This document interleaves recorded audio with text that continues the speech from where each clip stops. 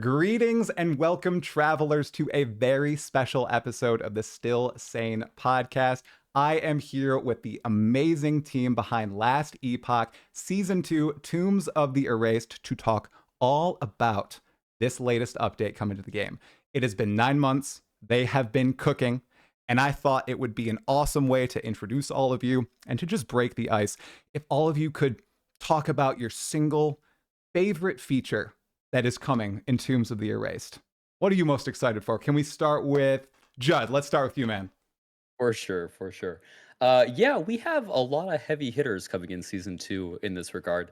I'll speak to one that I'm personally really excited about that might not get a lot of coverage elsewhere in the conversation.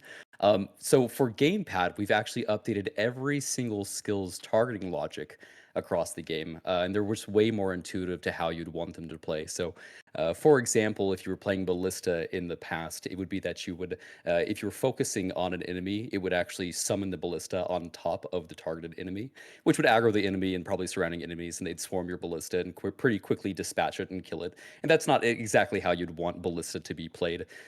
With the update, we've made it to where even if you're focused on a target enemy, it'll act more appropriately, where it'll cast it to the side or outside of the group of monsters, which is a way better situation for ballista.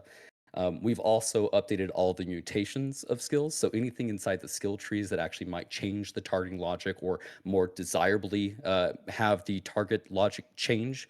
For example, things like Atera's Blessing, there's a node called Purge, which cleanses ailments off of allies. And with the update, if you do have an ally that has an ailment on it, Purge and Atera's Blessing will prioritize healing that character Yeah. instead. Those are just a couple examples. Every single skill in the game has gone through this treatment and been touched. And there's also we've updated it to have some target memory as well. For example, if you're a ranged character, imagine that you're a mage and you're casting Fireball. Previously, it would be that if you're casting Fireball at an enemy a couple times, they start to chase you. You start to kite it. You start to run in the other direction. What you would previously have to do is flick your joystick to the left, run away. Then you have to flick it back to the right and start to sling the spell again and flick it back to the left. In the update, we will memorize the target in which you were casting the spell at previously, and as long as there's not a new target recognized in the direction that you're facing with the gamepad, it'll just quickly turn around and cast the spell at that previous enemy, which makes it just way more fluid. Um, and so a lot of really great gamepad updates coming in season two. There's even more changes to support this, like the inventory management updates that we have coming. And there's a lot more updates that we have coming for gamepad in future seasons as well that are already well underway. And remember, if you guys like playing on gamepad, it is something that you're able to hot swap to from keyboard and mouse, which is just a real cool feature to have. That's really exciting. I know a lot of people love the options, and there's a lot of, I think like older gamers too that really like the ease that gamepad provides. So that's awesome that you guys Yes. focused on that, man. Yes. It was very cool. All right, oh, yep, hands raised right now. Yeah. So, Oh no, Ross, yeah, that was me indicating the RSI that you get from playing definitely. these Oh games as yeah, well. yeah. I think half our team has terrible carpal tunnel from picking up a whole lot of loot over the years. Mm-hmm. So yeah, I mostly play with gamepad just due to that. 100%. All right, Yeah. Ross, what are you looking forward to, man? Yeah, personally, I'm most excited for the procedurally generated tomb and cemetery side zones that we've added.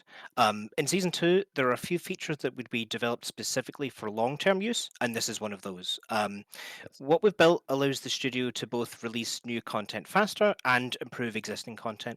For example, let's just say in future seasons we add new areas that are tied to seasonal mechanics, or we want to improve existing areas like dungeons or base monolith echoes. The new system we've worked on enables to do that a lot faster than previously. Specifically in relation to season two, though, we haven't had side zones in Endgame before, and tombs are really the starting point for all of the new Endgame content that we've added. These new zones feel good in terms of not being too large, not being too small. There's no loading screens when going back and forth. We've got new enemies, bosses, and rewards with them as well. With the extra time we've had, we've actually made some solid last minute improvements here too, like Oh, rotating the layouts to navigate areas better with WASD movement, which we're also adding this season. So basically, you're always traveling in a direction that's comfortable for WASD in terms of the exits and entrances from areas. That sounds like a small thing, but it's great if you're using that control scheme. Note that future zones there will be built with this in mind. We're likely to revisit older content too in this regard as well. But yeah, for me, looking forward to playing all the content this season, but the procedural generation system has me the most excited for, the future development of the game. The WASD change sounds big. I know what you mean. It sounds small, but it makes a massive difference, especially if you're grinding through these many times over and you want to try out the beta. And you got an extra few weeks to work on it, so WASD should feel a little bit better than it was going to on that April 2nd initial launch. Absolutely. Ooh, I'm excited for that. Awesome. Okay, Karv, let's close this out. What are you most excited for? There's a lot of things, but my price is probably on the Weaver tree because it allows me to do a lot of cool stuff in the monolith, like not have arenas anymore, and a lot of target farming for items. So wait a second, you don't like arenas either? What? I do like arenas. I don't like them in the monolith. Okay. When I do arena, I'll go. Very cool. I saw that Mike leaked the entire tree on stream last week. That we might maybe look at some nodes today, potentially at some point. Oh, okay. Exciting. Well, you guys, before we dive into the main topic of today's chat, which is all about itemization, and you have a bunch of exciting things to share, I had one question that I just wanted to ask all of you. Because personally, I've played about 150 hours of Last Epoch. I'm not a blaster by any means, but I usually bounced in the end game. And I think that a lot of other players shared that sentiment. But in these past 9 months, it sounds like you have done tremendous work on that end game loop and just providing new options, not only in terms of content, but itemization as well. Did one of you want to tackle that? What is this new end game supposed to feel like, supposed to do and accomplish? Yeah, and so in terms of the goals, in short, we wanted to improve endgame, respond to player feedback, and set us up for future content. And you can split all these between short-term goals and long-term goals. So I'll start with the short-term goals. So looking back, Season 1 added a pinnacle boss, which the game lacked. It didn't feel right that there wasn't a satisfying endpoint for endgame in this regard, both in terms of difficulty and narratively. So this was great content, but it didn't add much to the endgame holistically. So the primary short-term goal with Season 2 was providing more content broadly at endgame, giving players more to do and allowing them to sink more time into min-maxing their characters. We knew we wanted to provide some element of player agency in terms of influencing the monolith. That's the Weaver tree that Karv was mentioning. We knew we needed new bosses, new enemies, and we wanted to tie in more endgame itemization and crafting into the monolith. We've only really had that with the Eternity Cache, which is more in dungeon, so not specifically tied to the monolith. We were also keen to add our first side zones to Echoes as well, as that experience just didn't exist before. And then the secondary short-term goal there was responding to player feedback. So that includes a lot of changes like overall game balance, so buffs to underperforming skills and reducing the power of a few extremely overperforming skills, improving the balance between ward and health, adjusting enemy damage over time, and by adjusting I mean reducing it, and making changes to boss ward, and we've also added a bunch of quality of life features that people have been asking for, things like auto stashing, mastery respec, and so on. So all these short-term goals are around basically wanting to keep players more engaged with the end game. So exactly as you're saying, Try. In terms of long-term goals, that was simple. We knew we needed to develop a procedural generation system for long-term, as mentioned before, and we also wanted to add in mechanics in Season 2 that would also integrate well with future seasonal content of the game. So things like the Weaver Tree and Woven Echo Influence, those features will likely make an appearance when we're talking about future seasonal mechanics. So yeah, to recap, improve endgame, respond to player feedback, and just set things up nicely for the long term. The Woven Echoes look very interesting, especially the post from the first day of Hype Week yesterday, a few of the previews. I'm just very excited for the special encounters and reward types that are locked behind those. And I know this, wasn't in my list, but Uber Avarath. Okay. How hard is he? Has anyone in the office downed him easily? Or is this like we'll leave it to the players to try to down this dude eventually? I don't think Karv, there's have you been downed many him? people. Yeah, but I don't think there's been many people who've done it. Did you did you do it ethically, or was it a little bit of a dev build? Giving yourself some powerful items. I've done both. I've done both. Awesome. I think we've had some community tester members that have done it. Yeah. Yeah. We have people spend a lot of time Yeah. testing that fight. Should Oh. be pretty bug free, so that's good. Sweet. Okay. Well, that's exciting. I'm really excited to dive into that end game and the rest of these item related questions. So let's kick it off with that end game itemization. So, first question I wanted to touch on is how much control over your end game do you now have with itemized or craftable end game encounters? And as you just said, they will be expanded continuously. So, do you have any, ideas of what you want to do in the short term? So, most of Season 2's endgame content is via Woven Echoes, which are items that drop, and then you place them into the Echo Web. Note that these Woven Echoes aren't craftable as such. You're not sitting there and re-rolling them, looking for specific modifiers and things like that. In terms of setup, all you need to do is insert them into the Echo Web and run them.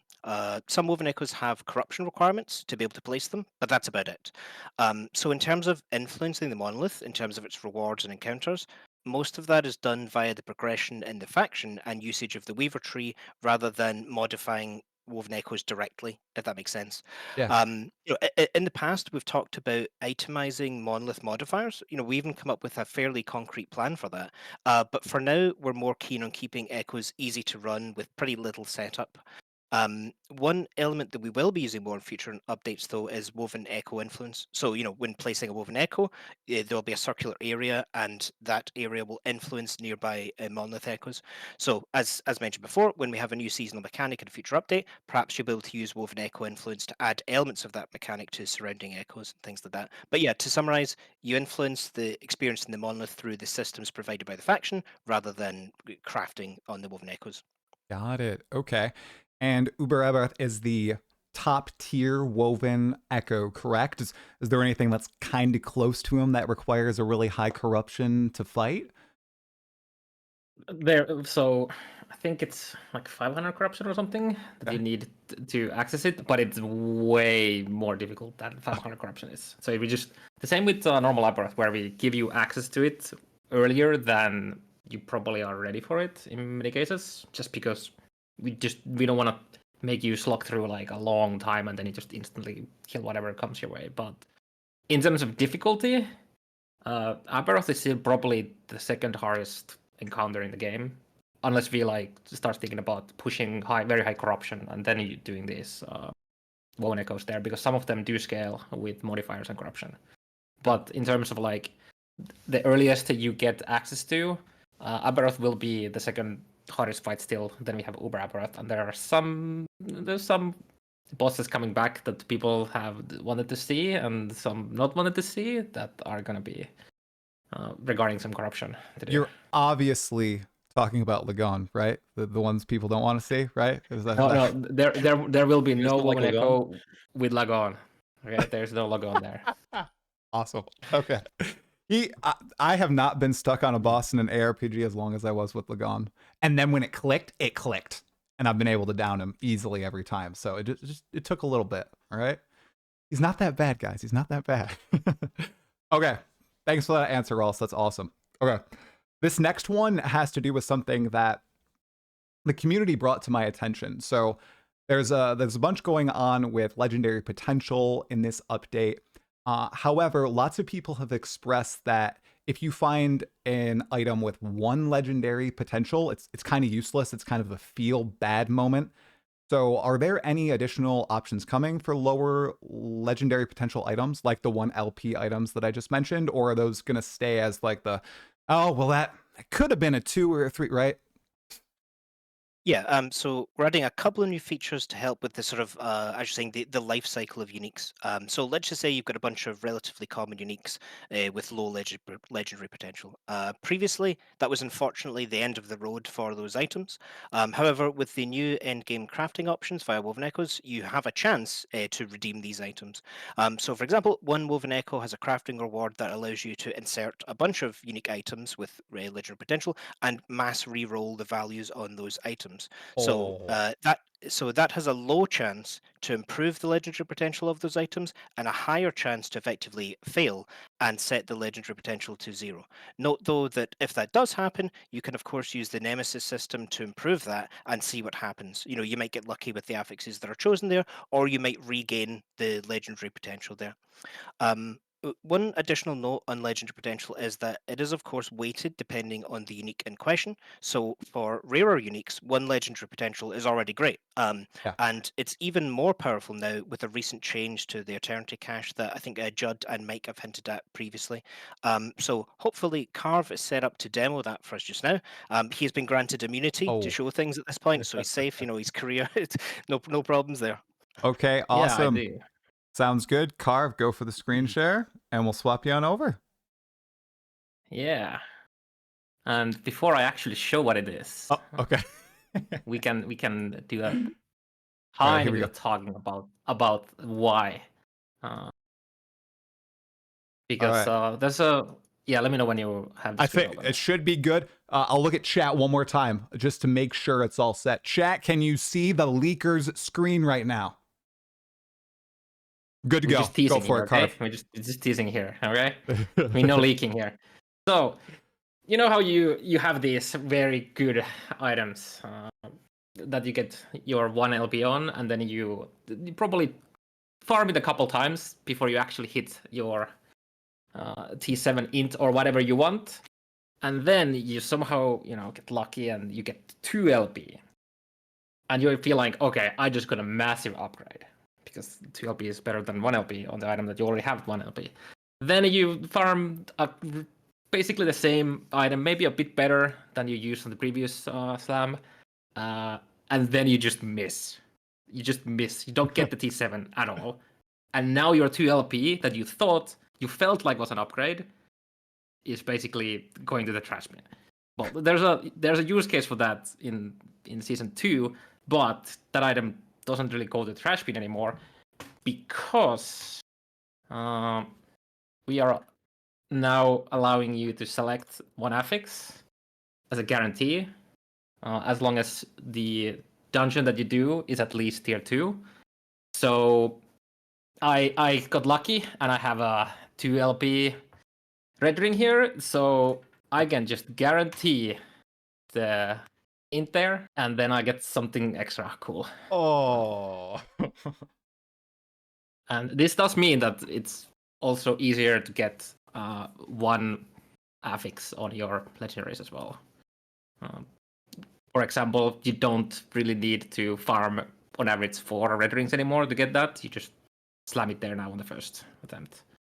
Unless, of course, we allow you to go full RNG mode, and that just still picks it at random because streamers need to show that they're good at the game and they're lucky. But yeah, for us peasants, we can just force on the 1 affix we want. The other affixes for like 2 LP, 3 LP are still gonna be random, of course. But yeah, That's awesome. it's gonna help a lot. People are freaking out. They're very, very excited for this change. That's awesome. You may have Glad maybe deliberately missed out one potential thing that could happen here as well, Karv. Maybe you left that. Oh door yeah, open. yeah. So you know how you when you're crafting your normal items in the forge, and sometimes you get this nice sound, and instead of getting +1 tier, you get +2 tiers with the critical success. Now there is a very, very low chance when you're making legendaries to get critical success with Eternity Cache 2, which then just takes another affix from the item. So this could have been 3LB, but as with just getting legendary potential on uniques, the more powerful the item is, the less likely you are to crit success, and it's very rare to begin with. But so don't expect it to be happening on your red rings anytime soon. But there's a chance, though. There's a chance. Do we have some numbers on that chance? Like, are we talking 1%, 0.5%? Low enough that you don't really think about it, and then if it happens, it happens, and you're happy. Oh, sweet. Well, that's pretty awesome. Should I take the magic away, Karv? For now. Yeah, For I now? probably have to prepare another thing soon. All right, we're going to take the magic away, everybody. Okay? I'm sorry. We'll see more magic in just a second. I promise. I promise, everybody. All right. There we go. Okay. Magic is gone for now. That was pretty awesome. Yeah. Wow. Sweet. Thanks for sharing that, Karv. Okay. Yeah, we've been excited to share that one. I was seeing more huge W's in the chat than I've ever seen before on a live stream. Pretty awesome. Okay. So after that, wow, that was a big one. Okay. I think this was the most requested question in like Discord, on the subreddit, when I was doing some prep sessions on YouTube and Twitch. People are also curious about idol crafting. Okay, they're like super interested in additional details on how that's going to work, what these idols are going to look like. And I know you did elaborate a little bit on idols in yesterday's post, but if there's anything else you'd like to share here today with everybody watching, feel free, go for it. What's going on with idols in season 2? Yeah, I can just show it in action quickly. Oh my gosh. Oh, he's leaking again. It's good. Okay. He's fast. Oh, he's going again. Okay, yeah, guys. I was Here we fast. go. Here we go. Here we go.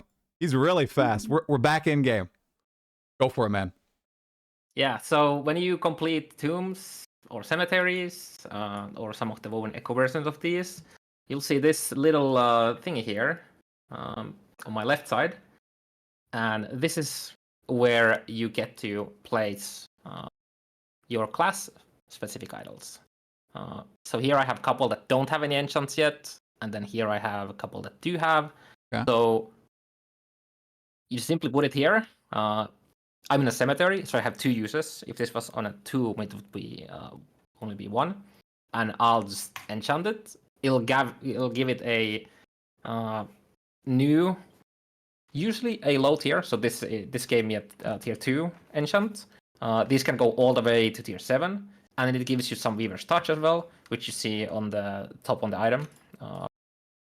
So it has 4 Weaver's Touch, and just like Weaver's Will items, you can just go slay enemies and it'll upgrade, or you can use that's the wrong rune, that rune. You can use Rune of Weaving that will then convert some of that. In our case, it put all of it and it just upgraded. So now I have a tier 6 of that. That's really interesting because generally you would actually get the second affix there as well. So that's an interesting coincidence. Let's see if we can get it on the other one. There we go. So here we have 2 new affixes, and they are tier 5 and tier 1. So we are missing, tier 8 total tiers. If you're very lucky, just like with Weaver's items, like Weaver's Will items, you can get up to double T7 here, which in Weaver's Will items would be like quadruple T7, but that's obviously very rare. So yeah, I'd expect people to get like tier 7 and then like tier 2, 3, maybe 4 on top or something like that. And of course, I didn't get what I wanted.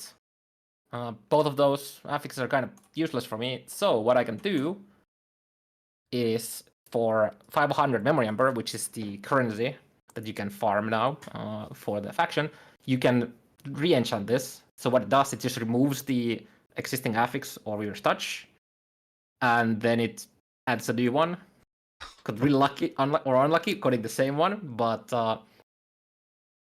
and then you can just keep doing this. So when you get your perfect normal affixes, then you'll just keep re-enchanting until you hit very high Weaver's Touch and the correct affixes on the enchant affix, and then done. So this is going to be a big sink for the Memory Ember.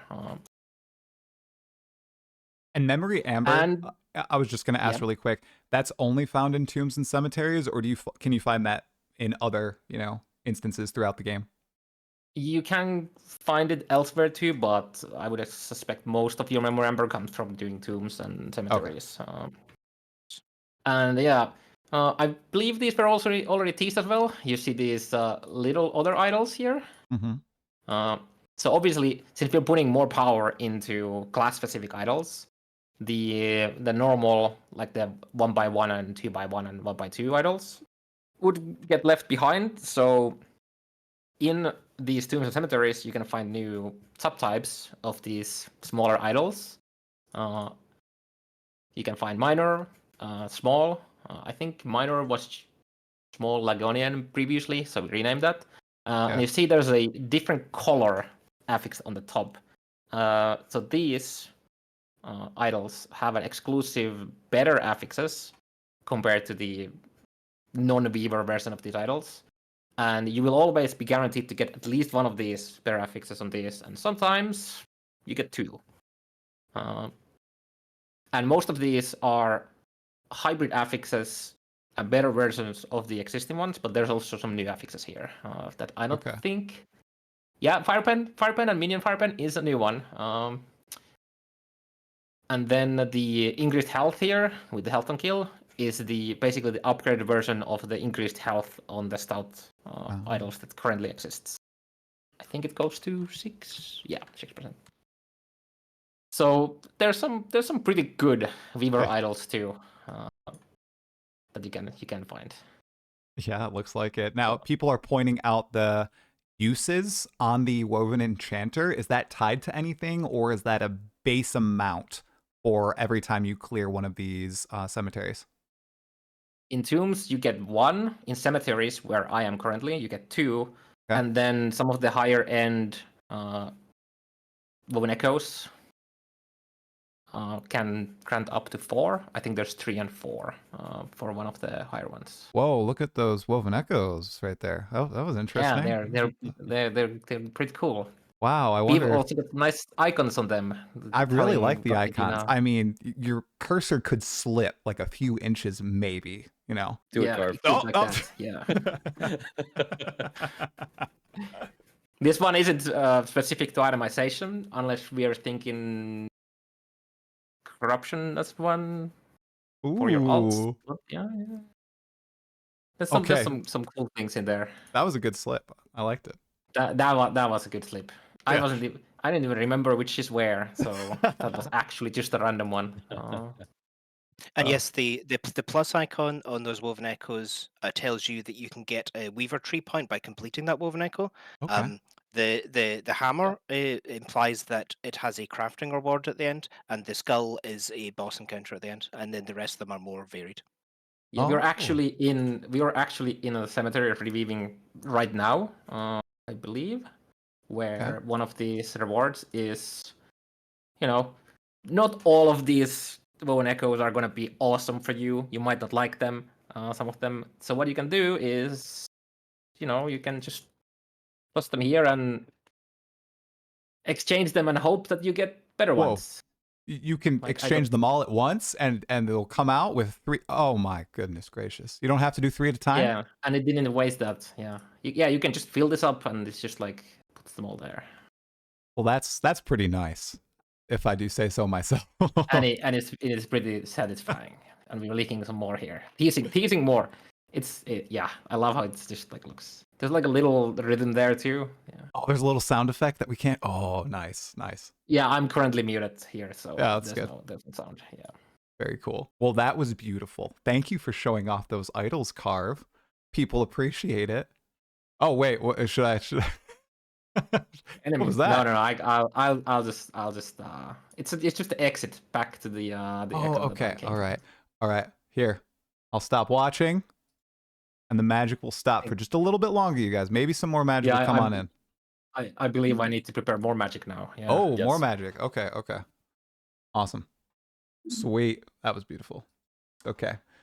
It is. I'm sorry. It's just making me giddy how happy everyone is in the chat. You guys have done a phenomenal job. They're freaking out. Okay. So, moving on from idols. Now, in the Ziz and Rax interview, Holly did a great breakdown of set crafting, and lots of people are happy this made the cut for season 2 because it was like teetering on the edge there for a bit, and bam, revealed set crafting's in season 2. So on that, since this is the itemization talk, is there anything extra we can dive into when it comes to set crafting and what players should expect on launch day on the 17th? Yeah, as I'm preparing here to get my showcase of shattering them, guess I can talk a bit. So set items they're kind of problematic in a way where if you can't modify them in any way, it's like a dead end item, right? You either use it or you don't. Obviously, there's different ways to make them be useful or modify them. We didn't want to just do legendary potential, but for set items because we already have that. We might as well do something other cool because we got ideas. And this allows us to basically not have set items be a dead end in that sense. Like a dead slot, like, oh, there's no movement anymore. Yeah, I get that. Yeah. Now you'll most likely keep improving the set items that you have as you'll find better ones, and you try to get higher tiers of the set affix because they have all the way to tier 7, and I'm ready to share some more again. Oh, you are? Okay, we're swapping over to the magic screen again then. Here we are. You're good to go, Karv. Yeah, so I am at the end of the Great Bridge, where we see this nice little green glowy thing, where you can put your set items. Obviously, I didn't have my set items with me, so I'll just open my stash from here, this little nice button, and see where we go. There we go. Let's see a couple sets there. I don't remember what the key combinations here are. I'm just going to do it this way. I'm pretty sure you can do it manually, but there we go. Shift. That's the button. And then again, we see a couple uses, so you can just fill this up, and then you do that. We get the really cool stuff here, and we have a bunch of affixes on the ground, and each of these affixes, so they have their name. Like this is Corsair's Blood Cull. So this is only going to work on helmets. And we can probably craft maybe some set items. Maybe I'll show you some. What would be cool? Villatrias, maybe? Everybody likes Villatrias, right? Yeah. So just like any other affix, you can just craft it there now. And now this is a Villatrias Downfall Reforged. Each of the set item, we pick basically 2 modifiers. What? Yeah, and this is now a tier 1. This would actually be a very good contender for just sealing off, because you get the shock duration per int, and then you just get the base conversion for Meteor. And then you can just craft other stats there again. But some of them are really powerful at tier 7. But there are items that... There are sets that would be way too good if the set affix would also be great. Because Villatrias has the spell damage per int, and if you can see it, we actually had to nerf it. It used to be 1 spell lightning damage per 1 int, but we had to turn it down because it was just so good when you were able to craft this on a very high-end base with other exalted affixes as well. Is there any specific set Chad would want to see? All right, chat. Come on, spam a set. Let's go. What do we want to see? Go, go, go. Okay, I see Shattered Lance. Yeah, I saw 2 instant. Oh, wow, a lot of Shattered Lance. So you get your added health regen, and you get some gold damage. And yes, we also had to cap the amount of increased damage you can get from Shattered Lance, because the buffs to health regen. So it is relatively easy for very specific masteries to get that. And I actually, if you hide very quickly, I can show you the tier 7 of this. All right, yep, I'll hide. All right, here you go. The screen's gonna look funky, everybody. We're kind of hiding. Let me stop. I'm doing some magic here, quick. There you go. He's doing magic, everybody. Okay. Am I yeah, you're good. Hidden? We can't see. Okay. Oh, wait. Actually, I don't actually know how to hide this. Let me. Which one is it? I can just. You know what? I can just stop sharing quick. That's there you go. Yeah, that works too. That works too. Yeah. I was gonna do some hiding of all the different sources in Discord. So, or sorry. Yeah. and yeah. Work your magic. Here. Got to leave some stuff to find out. Okay. On launch day. Yeah. All right, we're good. All right, here we go. So that is your tier 7, and obviously all of the other affixes here are tier 7 as well, because magic be magic. So it can grant you up to 30 added melee cold damage. This is kind of interesting because you can also craft added melee cold damage as a normal affix as well, so you can get basically twice.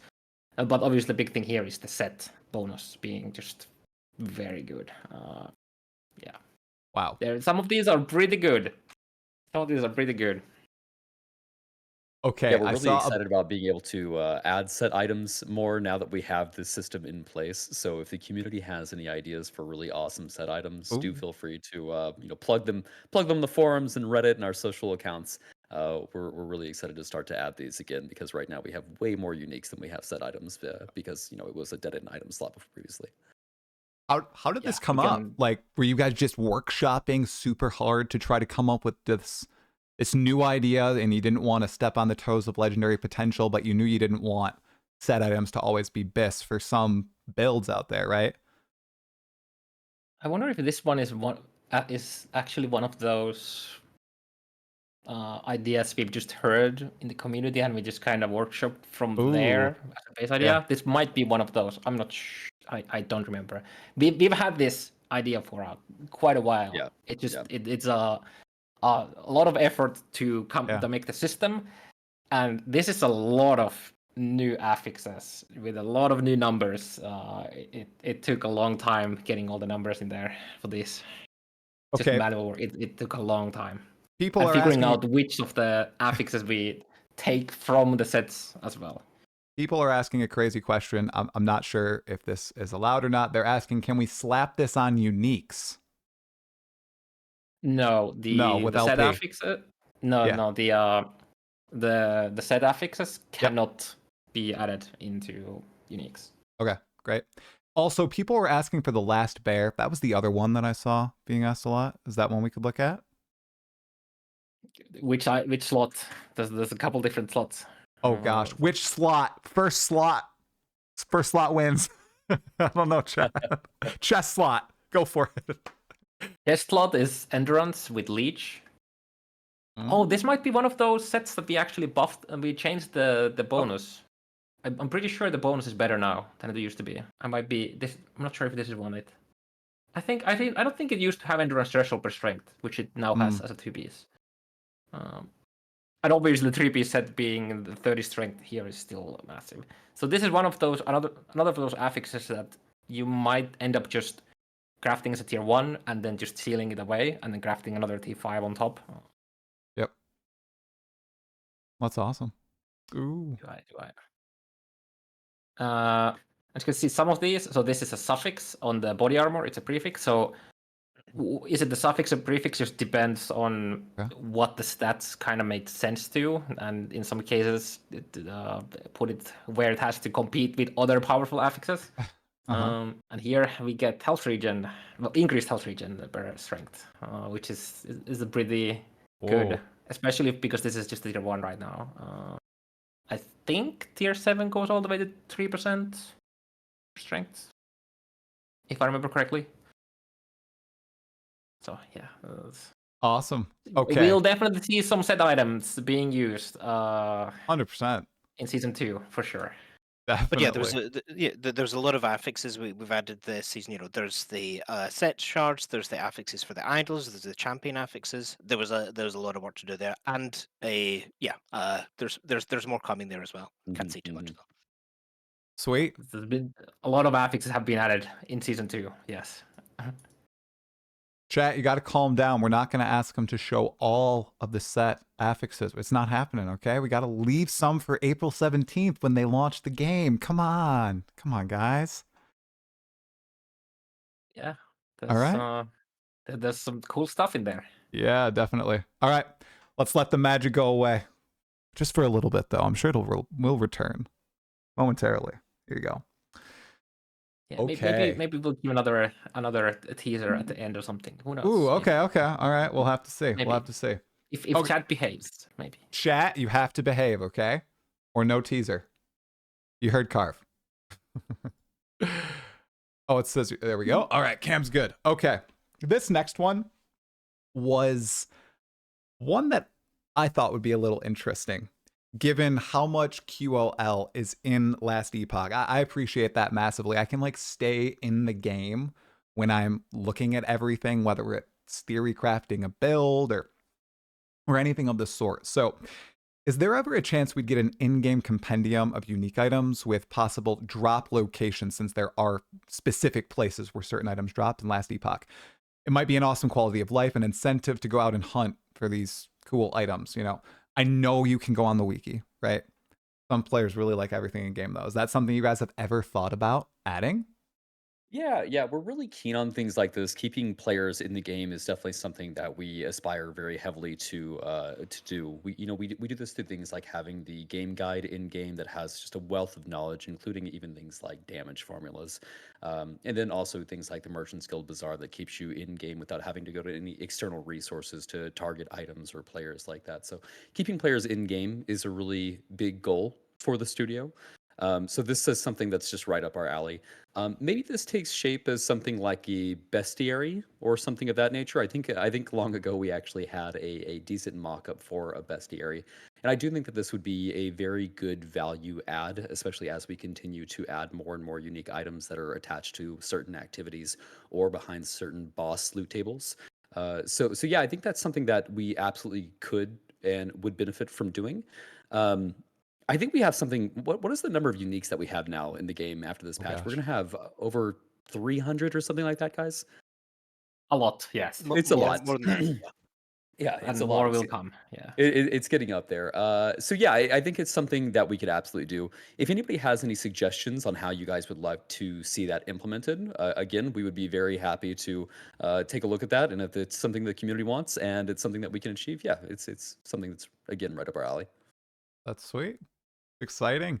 Now you're all over 300 unique items now. With every update, are you guys looking to hit like a certain number or threshold of uniques added, or is it more like, hey, if we have good ideas, we're gonna try to make them work, and if they make it through all the sprints and everything and they're good to go, we'll ship Sure, them? sure. Yeah, I think we want to be adding uniques enough that it hits a wide number of players, play styles, character builds, et cetera, et cetera. And with the amount of masteries we have, that number is, of course, a little bit larger here. So we're trending to have kind of a similar amount for each of these large updates. And I think that's something that will continue to stay at that level or increase over time. Oh wow. They are things that, implementing a unique item is really it's fairly low lift for the amount of payoff, and we really enjoy doing it. They're just fun things for the team to actually go and brainstorm and implement. So yeah, it's something that we definitely are not going to slow down on making unique items. And now that we have set items in a better spot, we'll start to see the variety of items like this vary a little bit more as well. Good to hear. And I might have Yeah. totally missed this in the press already released. Set items, are there any new ones coming in this update, or is that for future updates? I don't know if there is any more new ones coming because there was such a large effort in getting the So set getting all the affixes? crafting Yeah. across the line. Right. It was something that we were, you know, I mean, it was probably towards the third week of March or something like that. We were like, "Can we get this across the line in Oh my time?" gosh. And we did. We slid under the garage door as it was closing with the set crafting, but very glad that we did. It's something that we've been really excited about. Something that we've had on our minds for a very long time. We've always been pushing for certain uniques to exist inside the game. Like we've had this idea for a beekeepers set. For some reason, we as a studio love bees, and so we have lots of bee items in the BPS builds. And so with that, we'll be able to implement some of these fun ideas that the team has been talking about for at this point years. So Okay. One more total tangent question. You love bees. You seem to love capybaras too, and so does the community. Could there be, I know there's a cosmetic coming in the game, but maybe you actually weave that into gameplay at some point in the future? Capybara army sounds pretty cool too. Maybe. yeah, do you guys want to see an army of capybaras destroying your enemies? Is that what chat wants? Um, Very possible. I bet the animation team would have a really good time with that. I'm not sure if we're gonna do a capybara swarm of enemies. We'll see. We'll see I had to throw that in there. Okay. for sure. Everybody's spamming yes, God, yes. Okay. Of course. Okay, this next question is I'd say one of the age-old great questions of ARPGs. And it's like a hot button topic in the genre right now, especially. And I'd love to hear your guys' thoughts on it. So, some ARPGs rely on best in slot items being picked up off the floor or being crafted. Are you happy where Last Epoch currently sits on this axis, or do you think it'll move more and more toward the best items being crafted from scratch as more items are available? Of course, there are lots of different systems in Last Epoch right now that allow, dropped items to be incredible. But with all this awesome stuff implemented, is it going to, lean more toward that crafting end? What do you guys think about it? Yeah, the short answer is that we don't want to make you spend, hours and hours on just in town crafting items. We'd rather want to see you go slay some enemies and find items and then improve them. That's why we have like the exalted stuff, for example. Like you cannot craft it. You still have even with the new crafting items, like the runes, you still have to get those exalted items to drop before you can modify them further. So yeah, I don't think Last Epoch is gonna be able to, or I don't think you're going to be able to see in Last Epoch stuff where you pick up an item base and then you craft it from the ground up to be the best in slot. Yeah, I don't think that's going to be the case. We value finding items a lot, and then just allow you to modify them different ways. Well, yeah, minimal downtime is nice. It's like the Woven Echoes, right? It's you're making choices on your tree, and then you're just running the Woven Echoes. You're not spending time, trying to craft and go to the bench and do a whole bunch of stuff there too. So that's nice. Playing monsters is fun. I would agree with you. And then having those awesome hits of dopamine when you get those awesome slams. So yeah, that sounds great. Okay. So here's another one that I'm curious about. So in your eyes, is there an ideal mix of unique items and other rarity gear? Or is it truly a build by build determining factor? So kind of meaning like, do you think that full unique character builds should exist in your game en masse? Or are the best in slot items almost always going to be those highest tier non-unique rarity?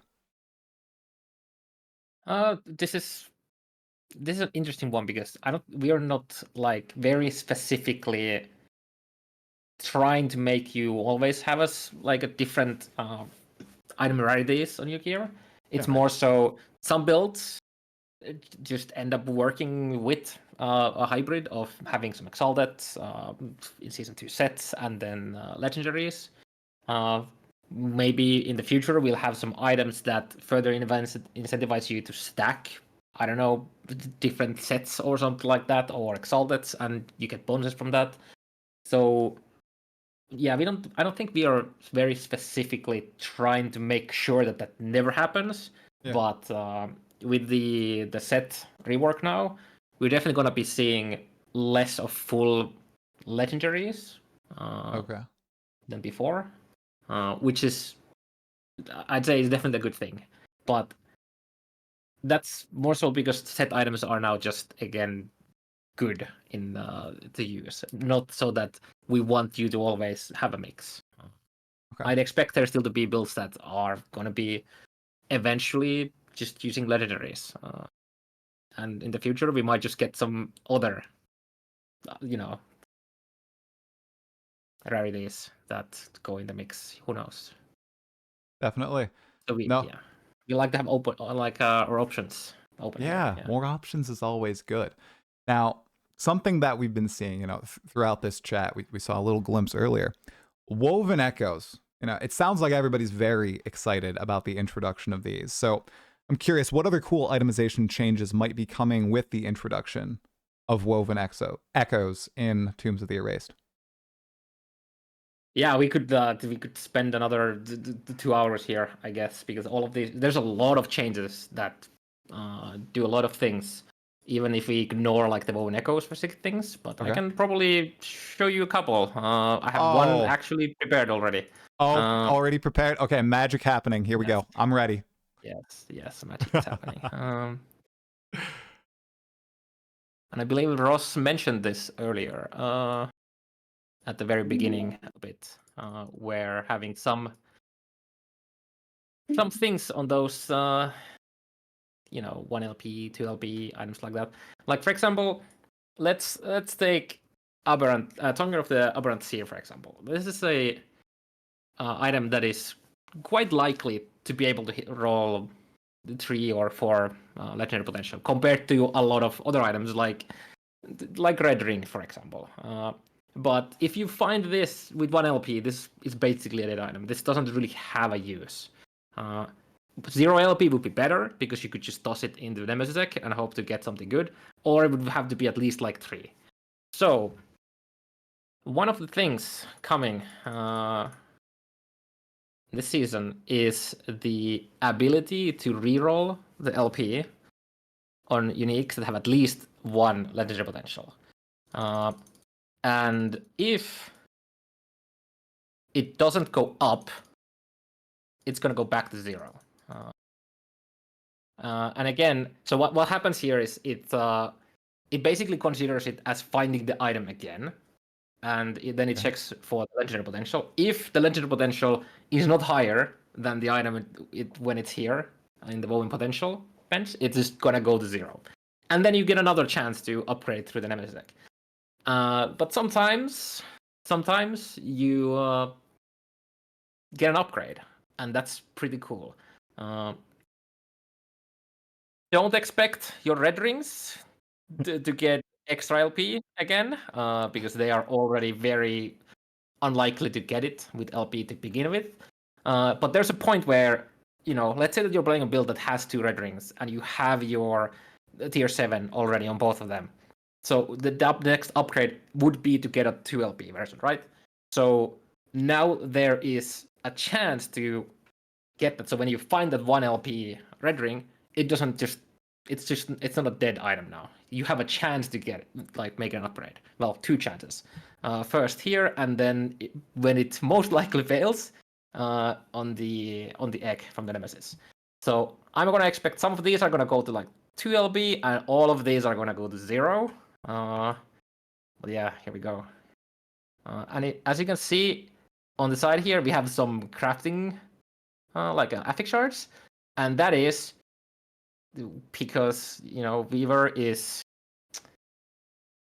she doesn't want to take all of your things, so when she takes away your legendary potential from items, she'll give you back some affix shards. So all of these obviously went to 0 LP, as one would expect.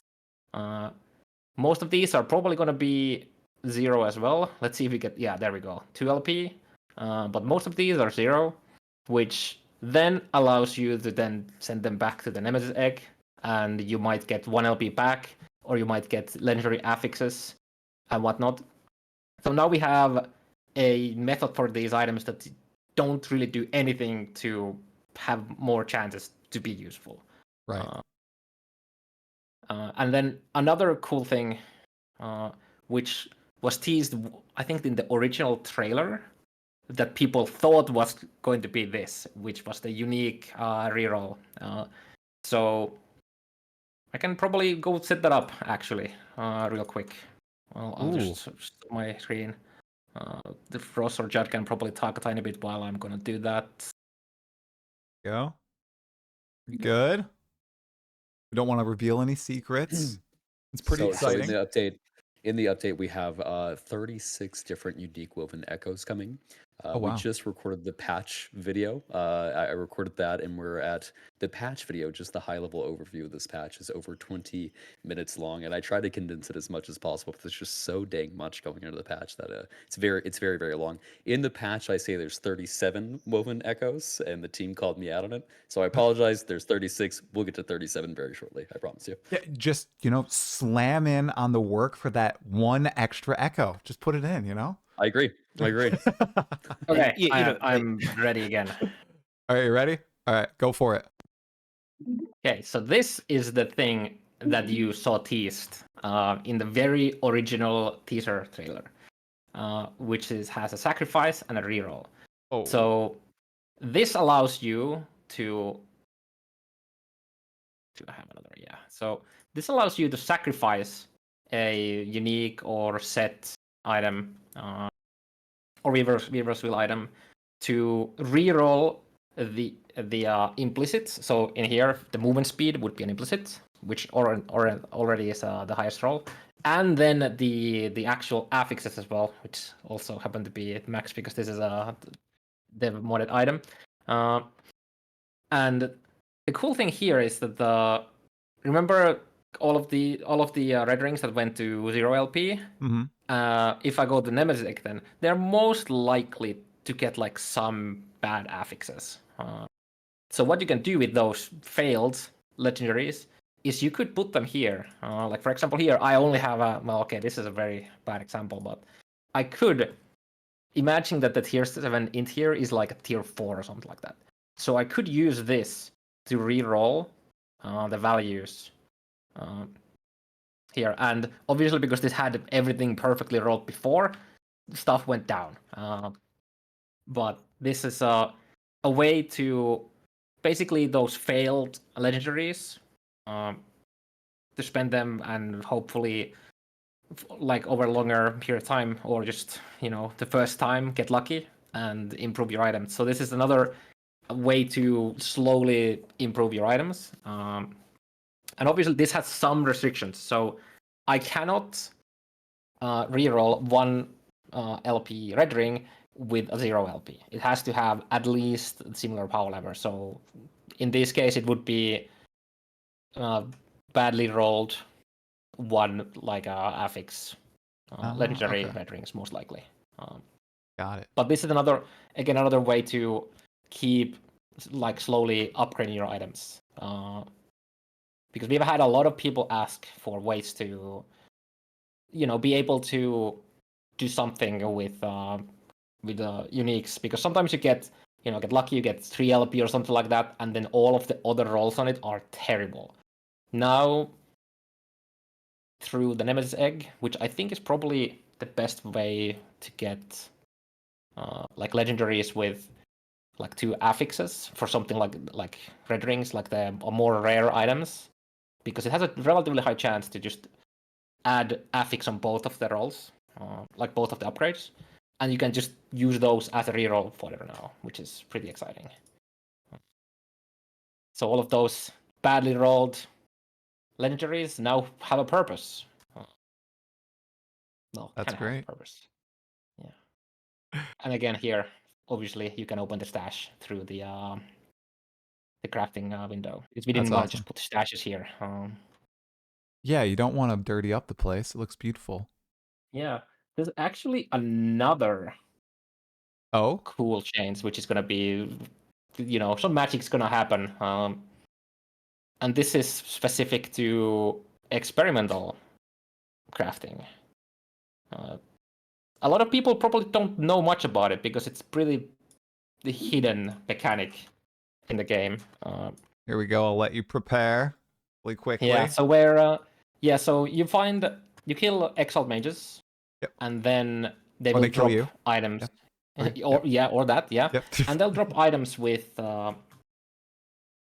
experimental affixes, and then you use Rune of Research to seal that, and then it has a chance to drop you a Cliff of Insight, which then can be used on a normal prefix to turn it into an experimental affix.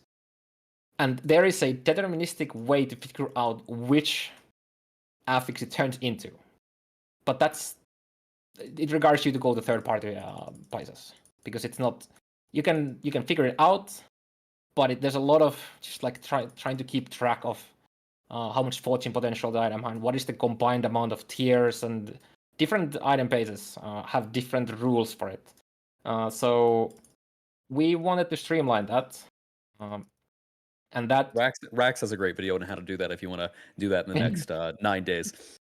Yeah. So what's happening is we are removing both Rune of Research and Cliff of Insight entirely from the game, and we're replacing that crafting in a Woven Echo, and it's going to be a lot more straightforward. There's obviously going to be some randomization around this still. It doesn't like guarantee you to remove a prefix because it has to remove a prefix in order to make room for another one. We don't just let you craft the affix without some sacrifice there. Okay, I think I'm finally done here. I applaud Yeah, you, sure. man. Able to talk and do all this magic behind the scenes. I see your mouse hand moving like mad. Go for it. Oh, goodness. All right. Okay. Yeah. So here I just run one of the bone echoes that has the device that I'm not gonna try to pronounce. Someone with better English can do that. Thaumaturgy. Thaumaturgy. Yeah. Thank you. I had So to look that up when I was recording the patch video. I was like, how do you say this? yeah. So what you'll do is you put either boots, gloves, or a belt here, and you can just pick the affix that you want to put onto your item now. And there's a couple things. So it has to have two prefixes, and then it randomly replaces one of those prefixes and puts the experimental affix there. Not the Like that. bees. Oh, did I get kicked Oh yeah, out? this is definitely not a teaser, but one of the at least one of the experimental affixes has been changed. So the experimental zombies one is now bees. There we go. It took one of the affix out and it put bees summoner and potion user there because bees are awesome, right? Oh, yeah. I think that was one of the first uniques I got. I didn't understand what was happening, but I was annihilating everything in the first few acts, and it was just the bees. You know, wasn't even a minion build. Yeah, the beekeeper's gloves, I think, probably. Yep, that's it. Yep. Yeah. That's Yeah, awesome. so now it's a lot easier to get experimental affixes in items.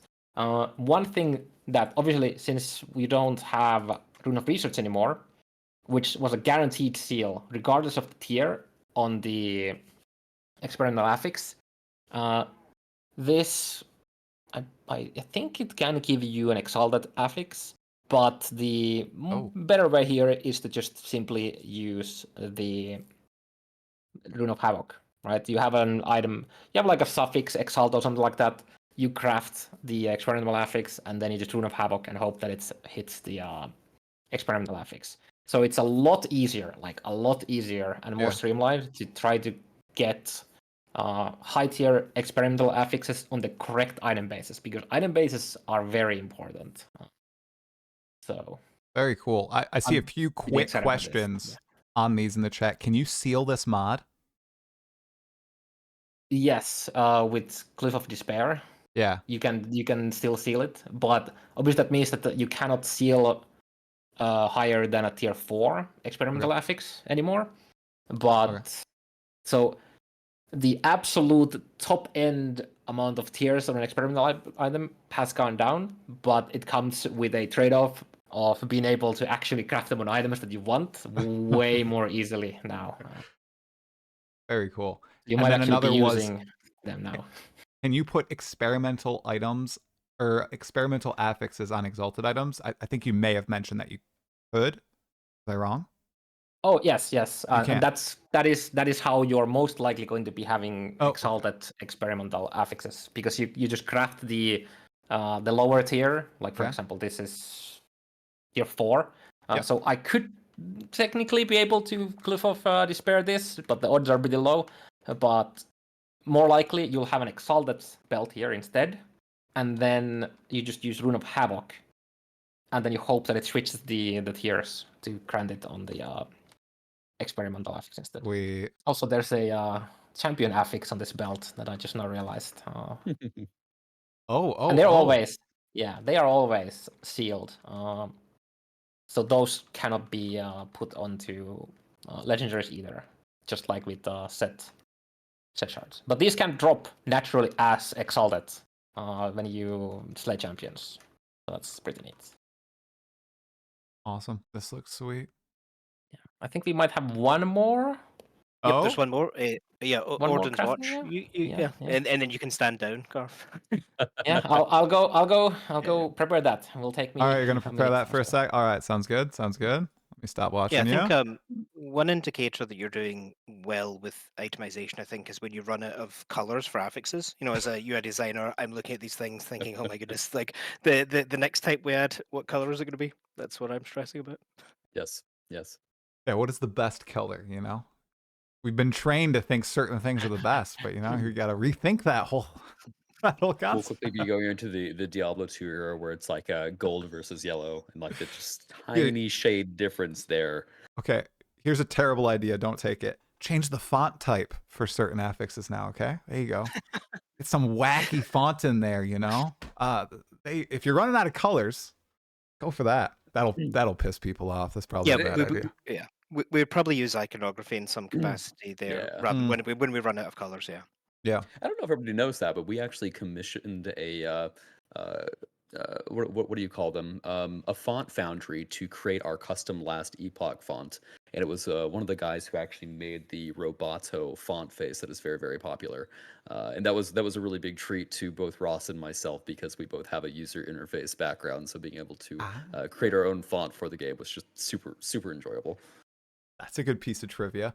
I Yep. saw maybe it was a meme, but I saw that fonts are quite expensive, actually. Yeah, Yeah. licensing fonts It's very expensive. Yeah. It ouch. was a decision that we had to make. It wasn't just like oh, we're gonna do this. No, it was a decision. Uh, Last Epoch font right off. yes, yes, Oh, that's worth sweet. it, absolutely. Yeah. I don't know if you saw, Judd, but people were saying you should just create that extra woven echo as an echo full of meteors. And you know, you just gotta like I somehow mean, run to the other side of the echo to complete it. That's it's the super easiest simple. way to convince me of adding anything into the game, and the team knows it, and they weaponize it against me. If they ever want to add something, they're like, "Well, we'll have it like cast meteors," and I'm like, "Yes." Uh, Yeah, we did have a couple of fun woven echoes that we did have to cut for scope reasons at the end there. Maybe yes, they will be reintroduced shortly. Who knows? yes. Oh, okay. Interesting. Okay, I'm good to go again. All right, go for it. I don't remember. Did we tease this one? Did we reveal this yet? I don't think so. On the well, if we didn't, then this is pretty exciting for some people. So attributes, or more specifically, strength, dexterity, int, and attunements. Now, there's some builds that would want to have int on certain item slots. For example, if you, for some reason, wanted to play a primalist as a low health build, and you wanted to use exsanguinous. Now, class-specific items, such as the Sentinel body armor here, doesn't actually naturally drop with that intelligence. So if you wanted to farm for the primalist build, for example, what you would most likely have to do, because there's a bit of waiting on finding class-specific items. Like if you're playing primalist, you're going to be finding primalist body armors, relics, and helmets more often than those places that can actually roll with intelligence. So to help out those monkey builds that people want to do, we have added Oh boy. a way to swap the attribute between int, dex, strength, and attunement on items, regardless of that. So we have a nice tier 7 strength here. You know what? I want it to be int, and now I have a tier 7 int on a Sentinel body armor. So But you can now brick make the some... item, right? It just might delete the item. Yeah, there's a chance of that? No? No. all it does, it costs 1 fortune potential to do it. Obviously, you cannot do this on like unique affixes and legendaries because they don't have fortune potential. Mm-hmm. But this allows you to play on a build or a class that cannot find specific attributes on their class-specific items, such as the helmet and the body armor, and then you can swap it to slam it onto your legendaries. So, or you don't even need to, slam them on the legendaries. You can just, if you want to stack int on a sentinel, you can now do that with this on sentinel basis. I'm seeing some technical person saying, well, what if the item has multiple stats on it? Are you just able to select which stat it is? Flop it over? And Yeah. yeah. Look at that. Look at that QOL. You guys thought ahead. Look at that. That's sweet. I'm pretty sure we had the case where we had the base and then we tried it and then somebody had found an item with two attributes and they're like, wait a minute. And then we had to adjust. Rewind. I'm pretty sure this is one of those cases. Yeah. Yeah. Oh, that's good. What are you guys starting on the 17th? Because you guys are going to log in, right? Any favorite class? 100%. I'm so torn between Heartseeker and either a Paladin or a Void Knight. I can't decide. Not having to stop to cast Devouring Orb sounds really fun. I really want to do that, but I cannot do that over Heartseeker. Yeah, the D2 Bolazon is very deep on me as well. Yes, so, yeah. yes. You guys are drawing me in with the Sentinel. Yeah, we're back. Okay, they didn't get to see what happens if there's two attributes. You just get to choose the attribute, guys. They were smart. Big shock. EHG was smart, everybody. Yeah, and obviously all attributes cannot be swapped because it's all attributes. And Vitality isn't swappable. So there's a lot of reasons for that, but one being that it can already kind of roll everywhere. And there's only like one or two skills in the game that as a baseline scale with it. So it's not like, I don't want to say it's not a core attribute, but it's kind of not compared to the other four. And we wouldn't be allowing you to get Vitality on bases that it wouldn't roll normally, because that just puts more pressure onto your prefix as well, because now your prefix can also provide you health through Vitality. So we don't want to put too much pressure on there. Right. All right. Well, you just showed off 3 awesome Woven Echoes. No more spoilers for Woven Echoes. That's the set. The rest we can experience on game day. That seems sensible. We have a lot of good ones. We have a lot of good ones for sure. Excellent. Yeah. Okay. All right. Do we want to briefly talk about the? Sorry. Do you want to talk about quickly about the resistance stuff? I see he mentioned in the chat a couple of times about the resistance swapping, because we did discuss it, but we didn't end up allowing the resist swapping. And then the main thing here is that we already have a very robust, very like a flexible crafting system. There's a lot of different ways you can swap your affixes. You have your rune of removal. You have your Cliff of Chaos. So there's a way to seal off affixes to then make room to craft stuff. This is the attribute specifically is a totally new way to create builds that didn't really exist before. Versus resist swapping just makes it a lot easier to resist cap your resistances, which isn't really necessary due to the way our resistances work, where enemies penetrate some of your resistances, which makes it a lot less deadly to not be at rest cap. And then we also have idols that are pretty flexible at providing resistances, and the new Weaver affixes also provide a decent amount of resistance, you can see here. And might be the first time ever where you can get minion resistances too. Oh. I don't think you really had minion physical resistances like that. There might be some very odd cases where you could provide them some resistances, but yeah. Minion players rejoice. Yeah. Okay. Well, I will take the magic away. Thank you, Karv. That was beautiful. See? Yeah, it's a pleasure. Okay, we have a question right here. It's kind of a philosophical question about itemization in Last Epoch. So, how often do you expect players to be upgrading their items? Is it a goal to have players find at least 1 or 2 GG items while leveling they'll end up using for a long time? Or do you want players to be constantly churning and getting new item upgrades, crafting different affixes on them and the like? Yeah, it's a good question. And it's different per different stages of the game. Mm, So, for example, like in your early game, as you're going through the campaign, we of course want players to be exchanging their gear quite frequently and upgrading their gear quite frequently. And that's healthy. We want people to be experimenting with different skills that they might enjoy. They're unlocking their idle slots. They're getting items that actually go into their main slots and everything of that nature. So in the early game, it's very natural for the amount of upgrades and the upgrading rate to be quite high. That's healthy. When you get into late game, of course, that slows down just a little bit, but we do still want that frequency to be at a decent pace because we don't want you to feel like you're hitting a gear plateau too early. And a lot of the things that we're adding with season two will help with that tremendously, as some of these things that we've been showing off show here. I think it's important that even when you get into the late game, there always feels like there is a significant gap in power that you have versus what you could potentially obtain. Because when you get mm, players to, maybe like an 80% maximum power threshold, and your build is online, and you feel like you kind of have what you want to have your build a complete state, that's where players really start to lose interest. And so, as long as you have things that you feel really excited to chase, it can keep the excitement and the enjoyability of the gear progression uh, lasting for a lot longer than if you're plateauing early.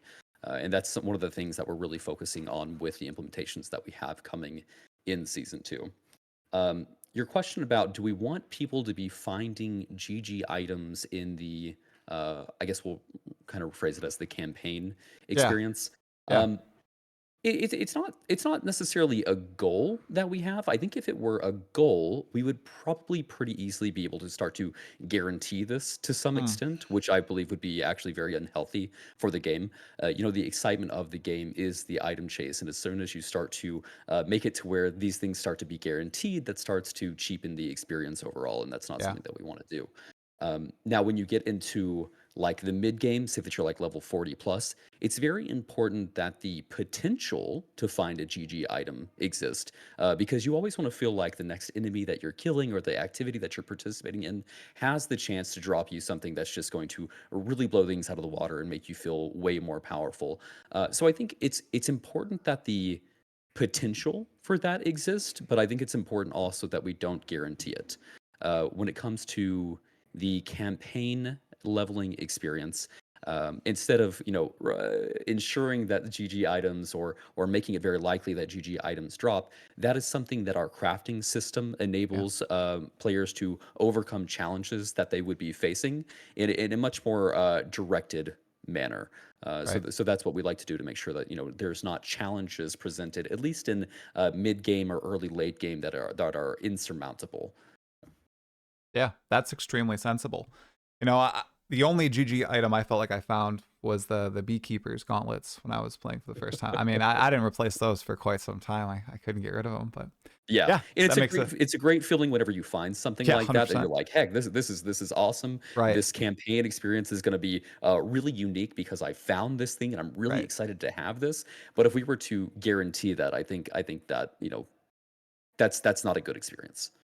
Yeah, totally agree. Awesome. Thanks, Judd. Uh, okay, here's a fun one. All right. Lots of games have items that have huge downsides, like they disable item Mm. slots, they completely remove some vector of scaling on your build, but they also come with tremendous upsides. With you guys bringing in a lot of unique items into the game with this patch, with future patches, and maybe set items in the future, is that something you might be looking into leaning into? I think it's fair to say we are keen on unique item design that revolves around the problem-solving aspect of balancing big downsides with powerful upsides. That just feels good when making a build. It makes you feel smart when you're working around those elements. Yeah. Um, we already have build enabling uniques with negative effects that you need to work around. For example, Zithara's amulet, which disables both health regen and leech for a more multiplier for phase damage. I think it's fair to say, though, there that we don't have any uniques that are truly wacky or iconic in that category. Where there are extreme downsides, like you're talking about, like say disabling all of your idols, and then a really game-breaking, powerful benefit to offset Yeah. that. I think of the 25 new uniques in season two, I don't think any of those rely around downsides to work around. I can't say too much about it, but in future seasons, there may be more unique item categories or systems that allow us to lean into more risky territory here, in terms of that design space. But too early to share anything that on that at the moment, unfortunately. Are those the primeval items? Oh, I'm going back to last year's. Is that what that category is called? That was primordial. And Primordial. perhaps Oh, I'm so upset at myself. I was close. Okay. Yeah. Well, it's exciting to hear. There's a couple items in the season 2 that do have downtime kind of stuff. For example, actually I'm thinking about 4 amulets. There's 4 amulets. Well, one of the amulets has like 3 different versions of it, but all of those have like a downside of you have to curse yourself, and then like to get a benefit. And then there's the focus amulet that after some balancing during the CT testing and whatnot, looks a bit different from what it was teased on the back in I don't know how long ago, when we just like showed a bunch of uniques on the original like season 2 teaser trailer. So you are like focus normally doesn't allow you to move while channeling. So the amulet allows you to move while channeling, which is the big upside. But then the downside is that you're gonna be channeling. You're getting less mana while you're doing that. You're gonna have less armor while doing that. And then I think there's probably another downside that I can't remember right now. But we do have these items, but we don't have like Ross said, we don't have like this crazy, nothing happen. Like you can't do anything if you have this item equipped. I think the biggest downside item that I can think of that doesn't really even have an upside would be the veteran boots, which is basically just a challenge item. But yeah, we don't often make items that just completely brick your build like immediately or regard like absolute massive investment for it to be good. But a lot of the uniques we do change the way your uniques, like not uniques, your skills work, which then requires you to build them differently. So yeah, They're always exciting. I love having problems to solve. I love that designing uniques. So that amulet sounds cool. That's a new one you said? The focus one? yeah. I can probably show it at some point. Maybe. Oh, stall with one more question. Yeah, there's probably something other thing we want to show, and I can. Oh, okay. Well, I have a great stalling but... question then. Okay. I've seen it spammed in the chat. Everybody is looking at Karv's shirt, your hat, Judd. Real life merch store win. Is this even a possibility in the future? Maybe associated with supporter packs, which were actually teased, not released yet, right? Just recently. Correct. Is this coming maybe in the future? Yeah. I think the answer here is very likely yes. It's something that we really enjoy. The team internally is always asking for additional merch for sure. So it's something that as the team grows in size and we're able to support the logistics of something like that, I think we're very keen as a studio to start to do that. And if we do, it will likely take shape in terms of supporter packs. And t-shirts are kind of the bread and butter there, but I would be really interested to see if there's other cool, unique physical type items that we could be creating. One thing that I've had in mind, and this is not happening, this is not underway, so don't read into this too much. But I really want a physical epoch. And yes. Have you seen those little desk items that use magnetism to float an item? I really want one of those with a little epoch artifact. So if the dream comes true, we'll have physical merch at some point, and maybe we can even have some really cool items like that. Yeah, that sounds awesome. Got to make the dream come true, you guys. We want our physical epochs. That's great. Absolutely. We all want merch inside the company. Yes, we do. Yeah. We do. The poor embroidery lady down the street. We're still not like a large operation in that manner whatsoever. So there's a little lady down the street that does our embroidery, and we just give her so much work just for the team. Team. Definitely. All right, Karv, did we stall long enough with the merch question? Oh yes. Oh, we did. Oh, excellent. Yeah. Okay. I'm ready. Go. So You're first good. of all, yeah, we can take a look at the I believe this has already been posted on Reddit as a clarification, because we had the old version in the the mega thread. So we have shown this already. I think this is actually the maximum rolls you can get on the mana guide now. And this basically turns focus into, you could say it's like a warpath then, because now you're channeling and things happened around. And this was very powerful in the original form. Like, we had to nerf it multiple times because how strong it was. But yeah, that's it. And then other things on the teaser and somewhere else, we might have shown cocooned items. Oh, here we go. Yeah, so cocooned uniques. I believe the only way to obtain these is just it's a echo objective. So normally one of your echo objectives, like, slay a champion or exalt mage. Oh yeah, these are new ones. And then like the boss or complete like the beacon and stuff like that.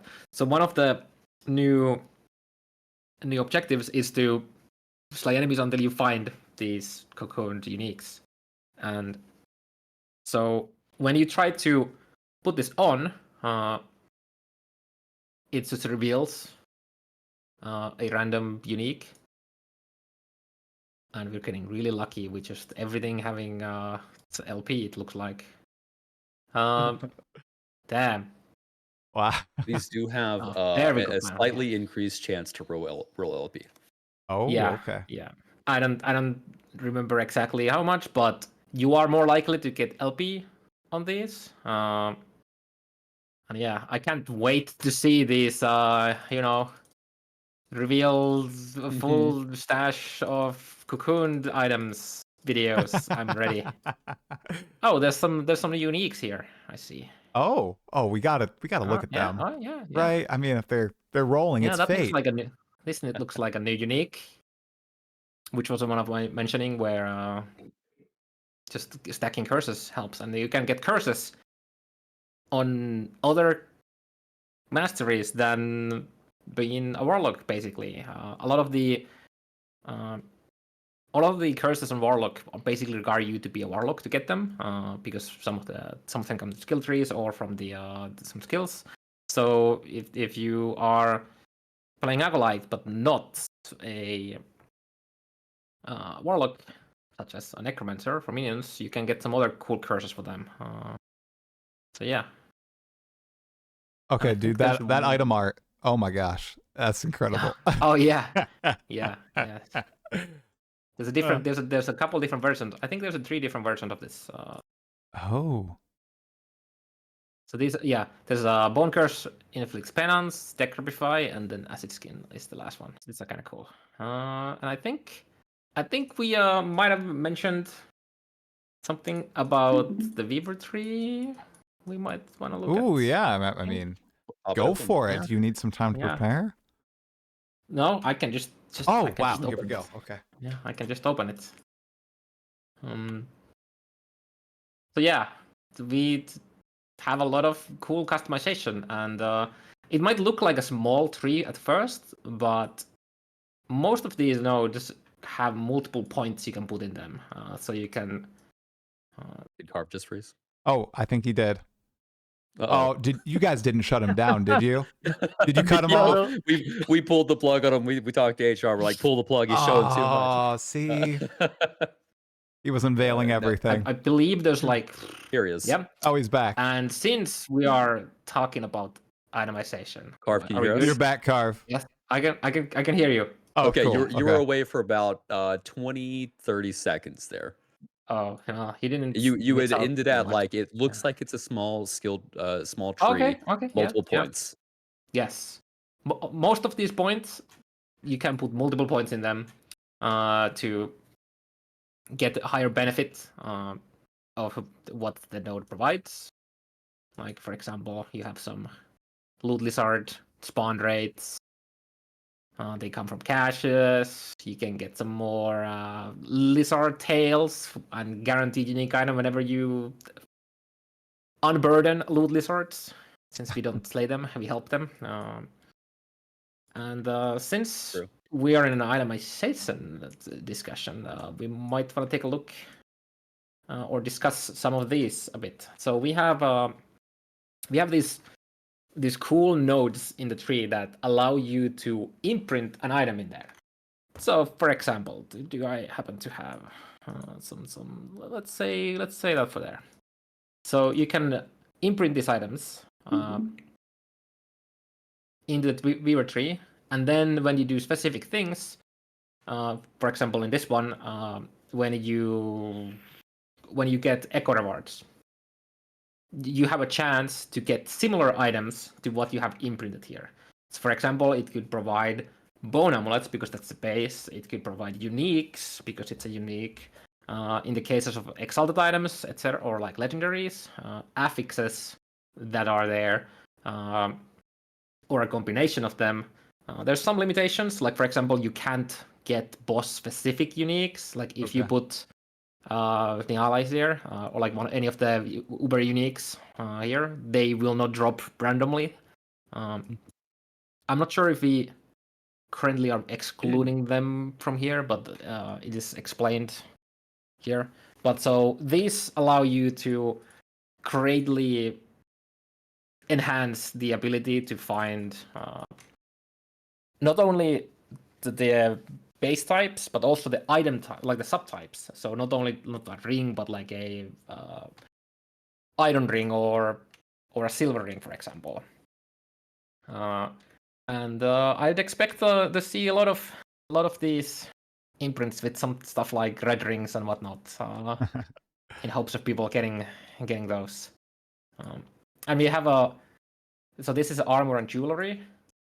Then we have one that is armor and weapon, and then we have weapon and jewelry. So you can't just put red ring on all of them.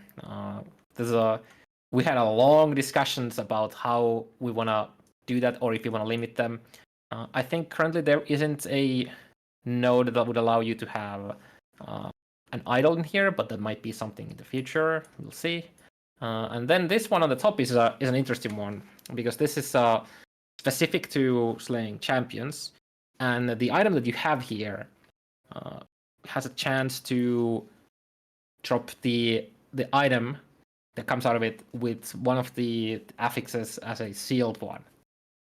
So there's some cool potential stuff you can do here as well.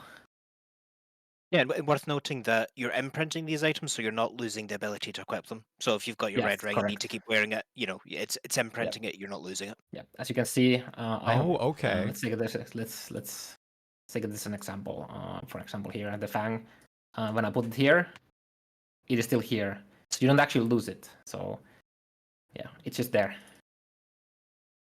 which is cool. And then you can. I think we revealed this already, but you can imprint 2 Woven Echoes. So if there's some particular Woven Echoes that you really like, you can imprint them. And then they will just spawn on your Echo Web. Obviously, more rare and rewarding ones have a lower chance, but they are pretty cool. Like Uber Aberath you can put on here? Yes. If you imprint 2 Uber Aberoth Bone Echoes here, you are able to just randomly get Uber Aberoth Bone Echoes in your web. Yes. Well, that's pretty sweet. And like you talk about the customization, so a lot of things why I really like this is you can do things like you can convert some of the rewards, like for example this one, the glyph is no longer a reward, it's now something else instead. Then we have the obvious no longer getting arena echoes, which is cool.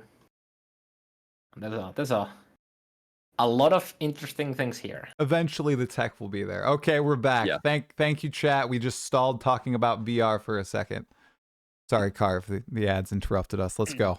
Yeah, it's fine. But yeah, so one of the reasons many of the reasons I'm very excited about Weaver 3 is being able to not only customize what content you get, but also what you get out of the, just your normal everyday echoes, because they still exist there. So, for example, you can entirely remove all the glyph rewards, and it just gives you something else instead. And then you can do the same for arena keys, and then you can do the same for experience, and then you can say the runes, and suddenly you'll have a lot less possible rewards that most people think are bad. And we also have some new ones. Ooh. So if you want to like Think. blast experience, you could just narrow everything down and like make experience one of the only rewards you can get. Yeah, I don't think you can quite remove everything, Everything. but you can increase the Okay. stuff you get a decent amount.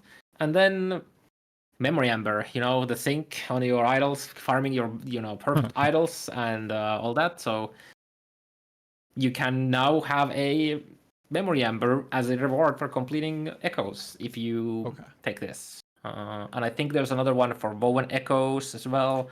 And then I believe there's one specific for dungeon keys. Yeah, here. So we have the one that provides just keys, which can be dungeon keys, but this one is specific to dungeon keys. Have we talked about portal charms? Yeah, this can also give you those. Yeah. We're implementing portal charms, and one of the ones that we think that people are really going to enjoy is it's a charm that you insert into the dungeon that allow you to portal directly to the boss of the dungeon. And we're implementing a black market key trader in Upper Majelka, and you can trade any 3 dungeon keys for a portal charm. So people that have a whole lot of excessive dungeon keys will be lucky to go in and trade those things and be able to portal directly to the bosses. That's sweet. Infinite boss gauntlet. Just go in and blast the boss. People love that. Yeah. There's a lot of nodes we could go over, but I'm not sure if we have time or we want to do that. Is there any nodes we should take a look at? Anything you Cool guys? Nemesis nodes. Cool Nemesis nodes, Karv. I think they are, here. So yeah, we could. Oh, I like that highlight function. I just got to shout you guys out. That's very clear. Yeah, so obviously you just get more Nemesis. You want Nemesis, you can get more Nemesis. There's, I think, 2 Woven Echoes that have something to do with Nemesis. At least one that allows you, lets you farm them a bit more as well. Yeah, Nemesis escapes through a portal after being empowered. You get some. This is specific to the Nemesis weapon types, like weapon bases, that when you kill a Harbinger, it upgrades. So this was something that was quite hard to farm previously, because there wasn't the only way to get the Nemesis specific weapons was by just getting them from Nemesis. So you had to banish them a lot to hopefully get the correct base, and then on top of that, you really needed to get lucky to get the good stuff on them as well. So this is going to help you farm Nemesis bases if your build wants to use those. There's one scepter especially, which is really strong, the base grade scepter. And then you can put them into your tomb cemeteries as well. The Nemesis, that is.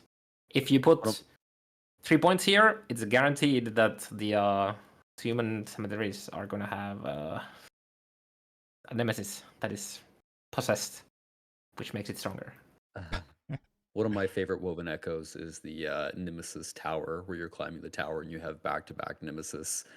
People are really going to enjoy that one because you get to see the evolution of the items very rapidly. My favorite by far, just the Abyssal Trap, where Shade just pops into your echo and wants to have a chat. That's cool. Yeah, and as I mentioned earlier on, like one of the reasons we added a system like this is to ensure that when we're adding new seasonal mechanics, that we've got a method they are ready to modify and interact with that. So that's going to help us in the long term as well. And do you think when you add a new seasonal mechanic, you might immediately add it to the Weaver tree, or will you wait to see if the community enjoys it and then add it post-season if it ends up staying in the game? Yeah, I think at the moment, anything we're adding seasonally is added to the base game. I don't think we're at a Right. point where we wouldn't add a system like Nemesis and then take it away because it's too valuable. The game needs more of those random encounters. At a Mhm. certain point, that would be the case. Try but we're probably a wee bit far out from doing that at the Yeah. moment. Nice. Now that I was on a shade, I got another thing I wanted to really mention is, and this is pretty relevant for items. So farming items from shade. When we added or when we buffed the corruption catch up. So if you have a one timeline at a very high corruption, and then you want to farm shade at like a lower corruption because it's faster or whatever, safer. What ended up happening is your timeline went up in corruption because you killed shade through the corruption catch up. And then what you had to do is you had to do the echo in the middle at the start to lower the corruption again, and then go farm another shade. And it was just really tedious, annoying little thing that we totally missed on that because we wanted to buff the corruption catch up, and there were people who wanted to farm shade at a very specific lower corruption than their highest is. So now if you take this node, you can farm shade in that specific corruption and it doesn't increase the corruption anymore with the catch-up mechanic. So any shade farmers who want to do very specific corruption, here's a note for you. Player agency, gotta love it. Yeah. There's a lot of good stuff in here. Yeah, there is. Something maybe trivial popped into my head, Judd, when you talked about climbing the tower with the Nemesis. Yeah. Are all of these woven echoes new environments, like new maps? I know that might seem like little. I'm just a big fan of new places, and I saw one that looked like it was on an island in the middle of the ocean, and some monster was swimming around. Are these all new or a mix? I think The the vast majority of them are brand Yeah, new. yeah. The Oh, vast majority, the vast majority of them brand new. Some of them are like that's new, big. and also in the sense of maybe using the ancient era, which is more to come there. But yeah, I think the original plan was maybe to have more and reuse existing echo Yeah, layouts. However, that didn't seem right to do at the same time as adding big. procedural generation and things like that. So yeah, we did put a bit more effort into have them feeling much more unique. I love Yeah, that. there's a couple very unique style woven echoes. And we wanted to. We had a lot of ideas for a lot of different, totally different mechanics and whatnot. But I'd expect some of those to come in the future, hopefully. Exciting. Because we obviously needed to get all of the must-have kind of thing, like all of the new itemization related woven echoes, and then just all the cool bosses and whatnot. Right. But we have a couple really cool fun ones there. But yeah, I think it's time for me to take off the streaming again, so you can Okay. see our There you beautiful go. faces. There we go. All right, you guys, that was beautiful. The Weaver Tree. Now, before I get to my final question for all of you, is there anything else you guys would like to show for Tombs of the Erased? Anything else? Quality I of think that life yeah, yeah. wise, the picking up crafting materials and having those automatically be sent to your crafting panel is just one of my favorite things coming with this patch as somebody who plays on gamepad. Um, people on keyboard and mouse will also benefit greatly from that. That's a very, very good update. And then the inventory tabs, being able to have keys and woven echoes and your items be stored in different inventory tabs is a really good quality of life thing. Definitely. All Also, right, you if got.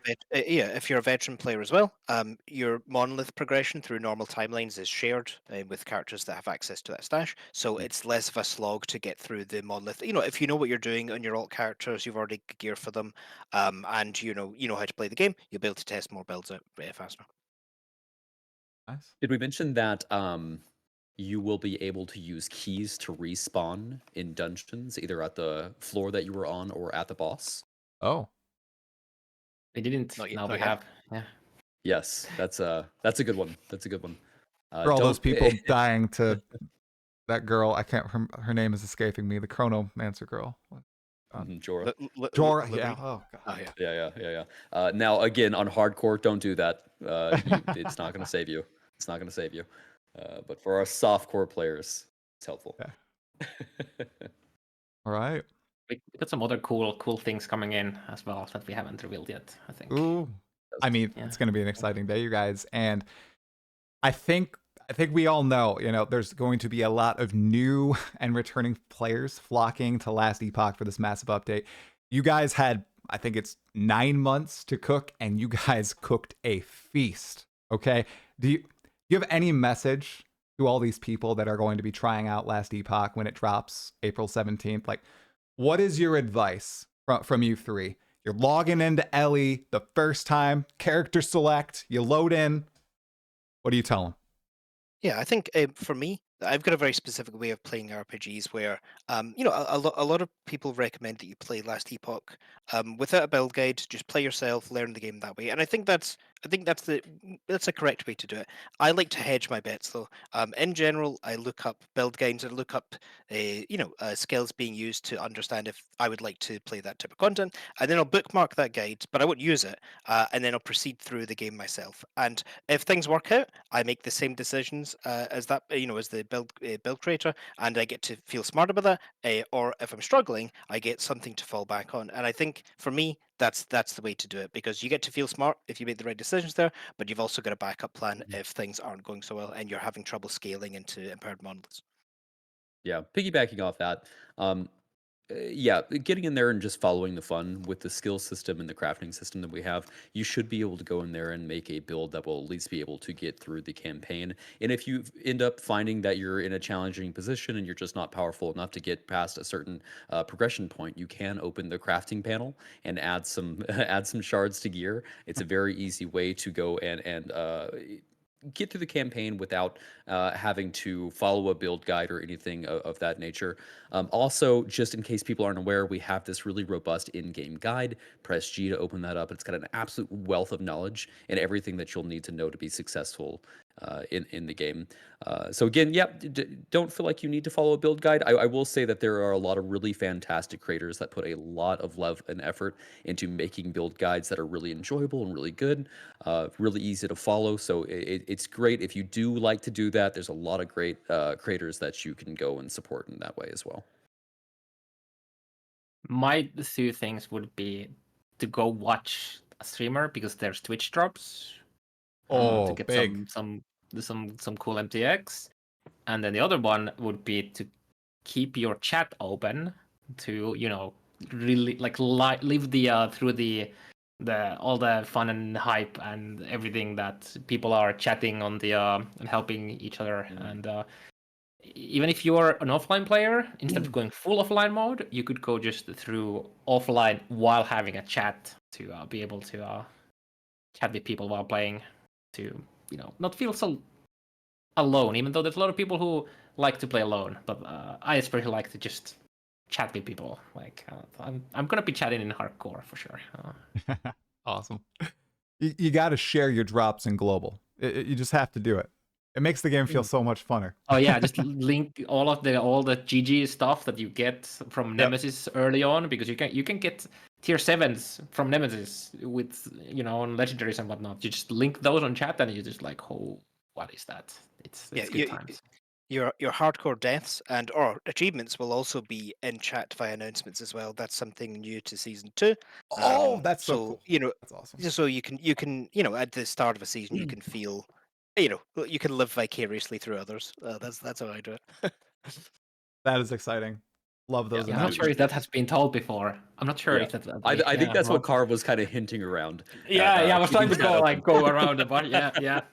Yeah. We're really excited to get that across the line for sure. It'll be a good one. That's exciting, you guys. Well, if there's nothing else, thank you so much for your time. I think the number one thing being spam right now is servers take our energy. Everybody's so excited to log in. It's gonna be a really big day, you guys. Congratulations on this lead up, and I hope launch day goes well. I really do. Thanks so much, Shry. It was an absolute pleasure getting to chat. 100%. Awesome. I'll talk to you all later. I'll see you in game as well.